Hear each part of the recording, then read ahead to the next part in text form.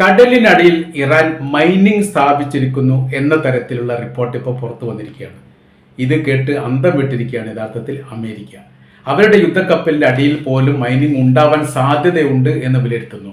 യുദ്ധവുമായിട്ട് ബന്ധപ്പെട്ട് ഇറാനെ സംബന്ധിച്ച് അവർക്ക് ഏറ്റവും താല്പര്യമുള്ളത് കടൽ യുദ്ധമാണ്. അതിന് വലിയ രീതിയിലുള്ള പ്രാക്ടിക്കൽ അവർക്ക് ലഭിച്ചിരിക്കുന്നു എന്നുള്ളത് ഒരു യാഥാർത്ഥ്യമാണ്. അതുകൊണ്ടാണ് ചെങ്കടലുമായിട്ട് ബന്ധപ്പെട്ട വിഷയത്തിൽ ഹൂത്തികൾക്ക് വലിയ രീതിയിലുള്ള വിജയം ഉണ്ടാക്കാൻ വേണ്ടി സാധിച്ചത്. അപ്പോൾ ചെങ്കടലുമായി ബന്ധപ്പെട്ട വിഷയത്തോടനുബന്ധിച്ച് വലിയൊരു പഠനം അമേരിക്ക നടത്തിയിരുന്നു. ഇത്ര എളുപ്പത്തിൽ എങ്ങനെയാണ് അമേരിക്കയെ പോലുള്ള ഒരു സൈനിക ശക്തിയെ ഈ പരാജയപ്പെടുത്താൻ വേണ്ടിയിട്ട് അല്ലെങ്കിൽ അതിജീവിക്കാൻ വേണ്ടിയിട്ട് ഇവർക്ക് സാധിച്ചത് എന്നതിൻ്റെ ഒരു പൊരുൾ എന്ന് പറയുന്നത് ഈ കടലിൻ്റെ അടിവുമായിട്ട് ബന്ധപ്പെട്ടോ അല്ലെങ്കിൽ കടൽ തീരവുമായിട്ട് ബന്ധപ്പെട്ട കാര്യത്തെക്കുറിച്ച് കൃത്യമായ രീതിയിൽ പഠിക്കുന്ന കാര്യത്തിൽ ഇറാൻ വിജയിച്ചിരിക്കുന്നു എന്നുള്ളതാണ്. ഇതിനിടയിൽ തന്നെ ചെങ്കടലിന്റെ അടിഭാഗത്ത് കേബിൾ കട്ട് ചെയ്ത ഒരു പ്രവൃത്തി ഉണ്ടായിരുന്നു. അന്താരാഷ്ട്ര മേഖലയുമായിട്ട് ബന്ധപ്പെട്ട കേബിൾ കണക്ഷനൊക്കെ ചെങ്കടലിന്റെ അടിഭാഗത്തായിരുന്നു. അത് ഹൂത്തികൾ ഈ നശിപ്പിച്ചു അല്ലെങ്കിൽ നശിപ്പിക്കാനുള്ള പ്രവൃത്തികളൊക്കെ ചെയ്യുന്നു എന്നുള്ളത് തന്നെ വലിയ അന്താരാഷ്ട്ര വാർത്താ പ്രാധാന്യം നേടിയിരിക്കുന്ന വിഷയമാണ്. എങ്ങനെ അവർക്കത് സാധിച്ചു എന്ന് പറഞ്ഞാൽ കടലുമായിട്ട് ബന്ധപ്പെട്ട അവരുടെ അഭേദ്യമായിരിക്കുന്ന ബന്ധം തന്നെയാണ് ഇത് സൂചിപ്പിക്കുന്നത് എന്ന് ചുരുക്കം. അതോടനുബന്ധിച്ച് മറ്റൊരു റിപ്പോർട്ട് പറയുന്നത് മിസൈൽ നഗരം കടലിൻ്റെ അടിഭാഗത്തുണ്ട്, അത് ഇറാൻ നിർമ്മിക്കപ്പെട്ടതാണ് എന്നുള്ളതാണ്. അതിൻ്റെ അടിയിൽ യഥാർത്ഥത്തിൽ വിമാനത്താവളം പോലും ഉണ്ട് എന്ന് പറയപ്പെടുന്നു. സ്ഥിരീകരണമൊന്നും ഇറാൻ നൽകിയിട്ടില്ലെങ്കിലും കടലുമായിട്ട് ബന്ധപ്പെട്ട് വലിയ രീതിയിലുള്ള ഇടപെടൽ നടത്താൻ വേണ്ടിയിട്ട് എല്ലാ കാലത്തും ഇറാൻ സാധിച്ചിട്ടുണ്ട് എന്നൊരു യാഥാർത്ഥ്യമാണ്.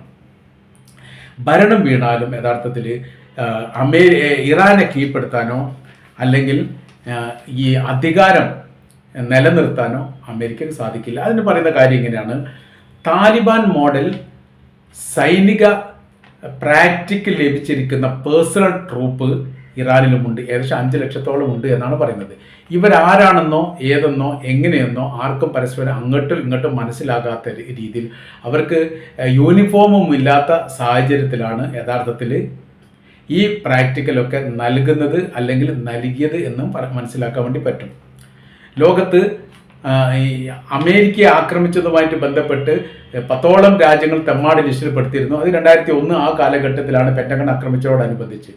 അതിൽ 10 തെമ്മാടി ലിസ്റ്റിൽ പെട്ടതിൽ ആദ്യത്തെ രാജ്യം എന്ന് പറയുന്നത് അഫ്ഗാനിസ്ഥാനാണ്. അഫ്ഗാനിസ്ഥാനിലാണ് അൽ-ഖ്വയ്ദ എന്ന് പറയുന്ന ഭീകര സംഘടനയ്ക്ക് പ്രാക്ടിക്കൽ നൽകിയത് ഈ അവിടുത്തെ അഫ്ഗാനിസ്ഥാൻ ഗവൺമെൻറ്, അതായത് താലിബാൻ ഗവൺമെൻറ്. അതുകൊണ്ട് നിരോധിക്കപ്പെടുന്നത് ആദ്യം തന്നെ താലിബാനെ ആയിരിക്കുമെന്ന് പറയുകയും താലിബാന് നിരോധനം പ്രഖ്യാപിക്കുകയും ചെയ്തു. നിരോധനം പ്രഖ്യാപിച്ച് 15 കൊല്ലത്തോ ഹമീദ് കർസായിയുടെ ഭരണം അവിടെ വന്നു എന്നുള്ളത് നമുക്കറിയാവുന്നതാണ്. പിന്നീട് പെട്ടെന്നൊരു സുപ്രഭാതത്തിൽ താലിബാൻ സൈനികപരമായ രീതിയിൽ ശക്തി സംഭരിച്ചുകൊണ്ട് ആ ഭരണത്തെ അട്ടിമറിച്ചു. രക്തരൂക്ഷിതമായിരിക്കുന്ന വിപ്ലവങ്ങളില്ലാത്ത രീതിയിൽ വലിയ ഇടപെടൽ നടത്തിക്കൊണ്ട് വളരെ പെട്ടെന്ന് തന്നെ ഭരണത്തെ അട്ടിമറിച്ചുകൊണ്ട് താലിബാൻ ഭരണത്തിലേറി. ഇപ്പോൾ അഫ്ഗാനിസ്ഥാനിൽ ഭരിക്കുന്നത് താലിബാനാണ്. അമേരിക്കയുടെ ചരിത്രത്തിൽ ആദ്യമായിട്ടാണ് ഒരു രാജ്യത്ത് ഭരണ സംവിധാനം അട്ടിമറിച്ചതിന് ശേഷം അതേ വിഭാഗം വീണ്ടും അവിടെ അധികാരത്തിൽ വരുന്നത്. ഇറാഖിലോ ലിബിയയിലോ സുഡാനിലോ ഈജിപ്തിലോ സിറിയയിലോ കാണാത്ത രീതിയിലുള്ള ഒരു അപൂർവ കാഴ്ചയായിരുന്നു യഥാർത്ഥത്തിൽ അഫ്ഗാനിസ്ഥാനിൽ കണ്ടത്. അതിലെ വലിയ പ്രയാസങ്ങൾ യഥാർത്ഥത്തിൽ അവർക്കുണ്ട് എന്നുള്ളതും ഒരു യാഥാർത്ഥ്യമാണ്. അമേരിക്കയെ സംബന്ധിച്ചിടത്തോളം അവർക്ക് അവർ ഞെട്ടിപ്പോയി. 2500-ലധികം അമേരിക്കൻ സൈനികർ അഫ്ഗാനിസ്ഥാനിൽ ഉള്ള സമയത്താണ് ഈ ഭരണം അട്ടിമറിയുന്നത്. അപ്പോൾ പിന്നെ ശത്രുവായിരിക്കുന്ന അമേരിക്കയുടെ സൈനികരുടെ സുരക്ഷയുമായിട്ട് ബന്ധപ്പെട്ട വിഷയത്തിൽ വലിയ രീതിയിൽ ആകാംക്ഷ അമേരിക്കയ്ക്ക് ഉണ്ടായി. അവരെ രക്ഷപ്പെടുത്താൻ വേണ്ടിയിട്ട് തുർക്കിയുടെ ഖത്തറിൻ്റെ മധ്യസ്ഥതയിലാണ് പിന്നീട് കരാർ വ്യവസ്ഥ ഉണ്ടാക്കിയത്. ചില നിർദ്ദേശങ്ങളൊക്കെ അന്ന് താലിബാൻ മുന്നോട്ട് വെച്ചിട്ടുണ്ട് എന്ന് പറയുന്നു. അതെന്താണെന്നുള്ളത് ഇപ്പോഴും പുറത്തു വന്നിട്ടില്ല. താലിബാനും പറഞ്ഞിട്ടില്ല, അമേരിക്കയും പറഞ്ഞിട്ടില്ല, മധ്യസ്ഥത വഹിച്ചിരിക്കുന്ന ഖത്തറും പറഞ്ഞിട്ടില്ല. അങ്ങനെ ഇവിടെ നിന്ന് അഫ്ഗാനിസ്ഥാനിൽ നിന്ന് 2500ഓളം അമേരിക്കയുടെ സൈനികരെ ഖത്തറിലേക്ക് കൊണ്ടുപോവുകയും ഖത്തറിൽ നിന്ന് ന്യൂയോർക്കിലേക്ക് കൊണ്ടുപോവുകയും ചെയ്തതാണ് അന്ന് ഘട്ടമായ രീതിയിൽ. അന്ന് ഒരു ഉപേക്ഷിക്കപ്പെട്ട ഒരു വിമാനത്താവളം, അതിൻ്റെ വിമാനത്താവളവുമായിട്ട് ബന്ധപ്പെട്ട ആയുധ സംവിധാനങ്ങളെല്ലാം തിരിച്ചു ചോദിച്ചിരുന്നു. ഇപ്പോഴത്തെ പ്രസിഡൻ്റായിരിക്കുന്ന ഡൊണാൾഡ് ട്രംപ് അത് തങ്ങൾ നൽകില്ലെന്നും ഈ പ്രദേശത്തേക്ക് ഇറക്കില്ലെന്നും തങ്ങളുമായിട്ട് കളിക്കുന്നത് ശ്രദ്ധയോടുകൂടി വേണം എന്നുള്ള ഒരു മുന്നറിയിപ്പും അഫ്ഗാനിസ്ഥാൻ്റെ ഭാഗത്തുനിന്ന് യഥാർത്ഥത്തിൽ അവർക്കെതിരെ ഉണ്ടാവുകയും ചെയ്തു. അത് ഉണ്ടായതോട് കൂടിയിട്ട് പിന്നീട് ട്രംപിന് വല്ലാതൊന്നും ഇവർക്കെതിരെ സംസാരിക്കേണ്ട ഒരു സാഹചര്യങ്ങൾ ഉണ്ടായിട്ടില്ല, അല്ലെങ്കിൽ സംസാരിക്കാൻ ധൈര്യം കാണിച്ചിട്ടില്ല എന്നും പറയുന്നു.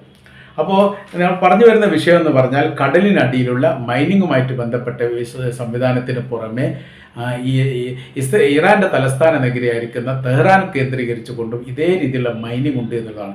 ഗസക്കകത്ത് മൈനിങ്ങുമായിട്ട് ബന്ധപ്പെട്ട കാര്യങ്ങൾ ഒരുപാട് അന്താരാഷ്ട്ര മീഡിയ റിപ്പോർട്ട് ചെയ്തതാണ്. അതിൽ പറയുന്ന കാര്യം എന്ന് വെച്ചാൽ ഇസ്രായേലിൻ്റെ വാഹനങ്ങൾ പോകുന്ന സമയത്ത് പൊട്ടിത്തെറിച്ച് പോകുന്നു.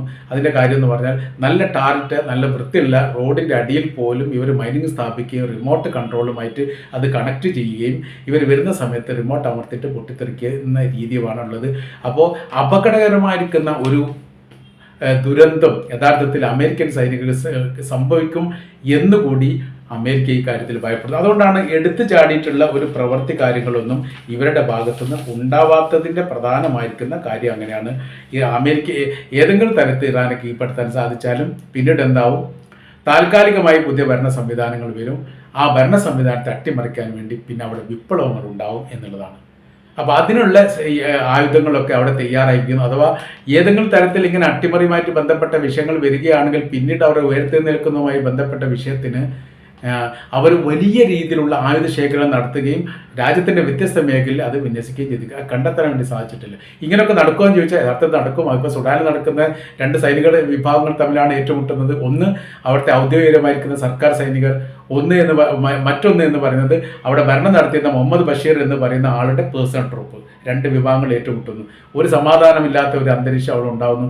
ആരും ജയിക്കുന്നില്ല, ആരും തോൽക്കുന്നില്ല. ഈ സ്ഥിതി കാര്യം എന്ന് പറഞ്ഞാൽ അത്രയും രാജ്യത്തിൻ്റെ ആയുധങ്ങൾ ഇവരുടെ ഭാഗത്തേക്ക് ഒഴുകിപ്പോയിട്ടുണ്ടെന്നാണ്. സമാന രീതി ഇറാനിൽ വന്നു കഴിഞ്ഞാൽ പിന്നെ സ്ഥിതി എന്ന് പറഞ്ഞാൽ 1979 ഇസ്ലാമിക വിപ്ലവം നടന്ന സമയത്ത് വളരെ പ്രധാനമായിരിക്കുന്ന ഒരു സംഭവം നടന്നിട്ടുണ്ട്.